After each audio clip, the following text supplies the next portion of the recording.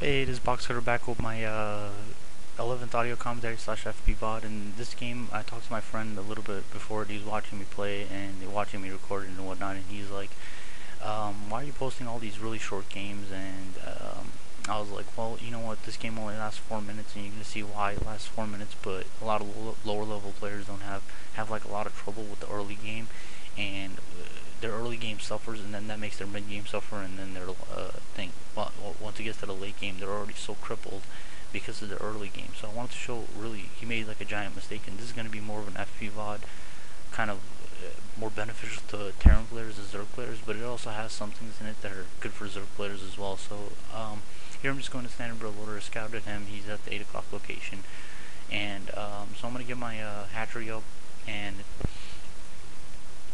excuse me. So I'm gonna get my hatchery up on my expo, and then I'm gonna go for 2 hatch lurker. And this game does end early. It ends early with speedlings just to ruin it for you, but obviously there's nothing else it could end early with. It ends early with speedlings, and he makes a critical mistake, and I'm gonna point out the mistake when he makes it.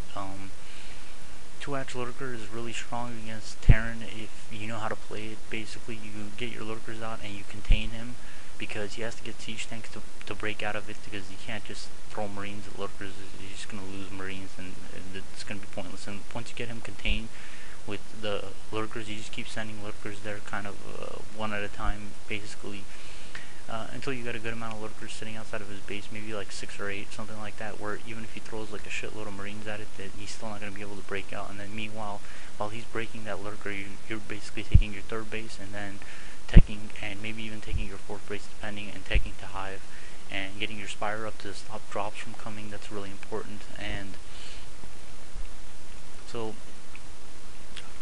that's basically the point of this build. The lurkers aren't to kill him unless he presents you with the opportunity to kill him, and sometimes Terran players do present you with the opportunity by just putting up 1 bunker. Normally, if you scout, if you're a Terran player and you scout somebody going lurkers, quick lurkers or something, you need to put up 2 bunkers and a turret outside, because if you only put up 1 bunker, then normally what the Zerg player should do is throw his lings at your bunker and run the lurkers by it, and get your expo and disable your expo and make you lift it. So you need to be on the really like on the defensive. And here I'm gonna get my layer up and all this, and he's bringing his SCV in, and he's gonna see me put up my layer. I think, I'm not sure if he saw it or not, but even if he sees it, he knows it's coming. I mean, what else could I be doing, really?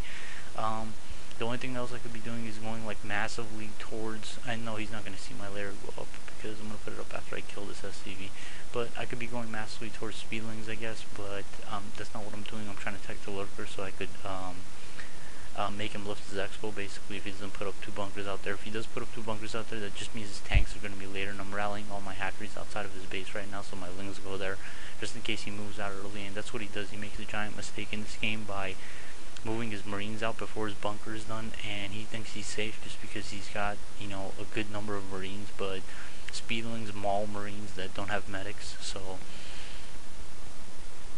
and the other mistake he made here is not scouting that lower level players normally, and here he's got a ramp block with a couple SCVs and marines out there, which is good on his part, but he needed to play safer throughout the entirety game. And I'm going to put up my Hydralisk 10 here, and I'm going to keep making lings sent out here, because I know he's going to have to move out at some point, and I got ling speed right now, so he's going to have to move out at some point to get his bunker out here, so he can get his command center floating out there. And I know he's only going 1 rack because of the marine count. He had only 4 or 5 marines or something when I scouted him. And now again, I'm rallying my hatcheries outside of his base, and I'm just going to wait. And normally here I'd save the minerals for lurker tech, and that's what I'm trying to go for right now. But I know he's going to have to come out eventually, and he's going to have to build his bunker out there. But this is a giant mistake that he made. He brought his marines out as well. So he needs to keep his marines on the ramp just so they don't die. And here he's going to draw his marines forward to kill this 1 ling. And what I'm going to do is I'm going to put in my lings on one side and then try to block the ramp with the other side. And he had a kind of decent response time because he got to his ramp before I killed all his marines. But even then, my lings got up the ramp as well. And now he's trying to build 4 or 2 more barracks, but he's not going to make it. And he's just going to die right now. He's floating his command center out there. And normally I would have gotten the lurker tech, but the game's over.